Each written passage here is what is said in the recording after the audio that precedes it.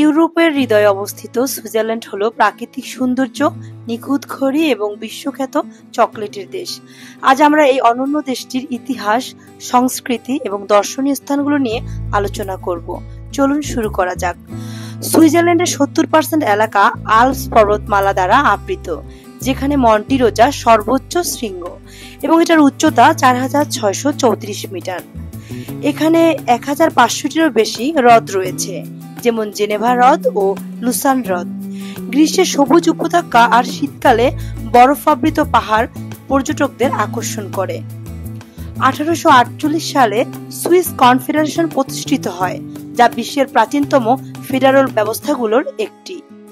1815 সাল থেকে সুইজারল্যান্ডের নিরপেক্ষ রাষ্ট্র, কোনো বিশ্বযুদ্ধে অংশ নেয়নি।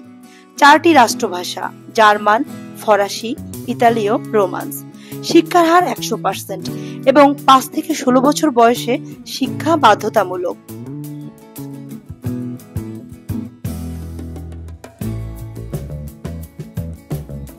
সুইস ব্যাংকিং সিস্টেম বিশ্ববিখ্যাত, যদিও কালো টাকা রাখার জন্য বিতর্কিত।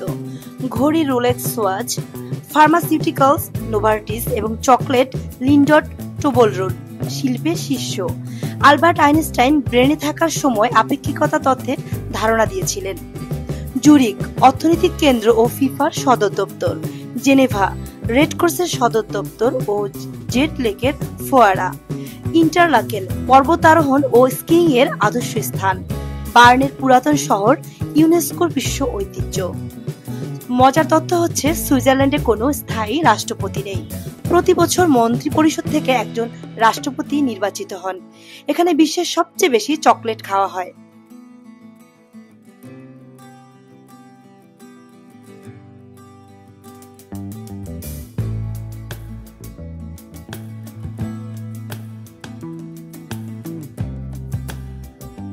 সুইজারল্যান্ড হলো প্রকৃতি, প্রযুক্তি এবং শান্তির মিশ্রণে গড়া একটি অনন্য দেশ।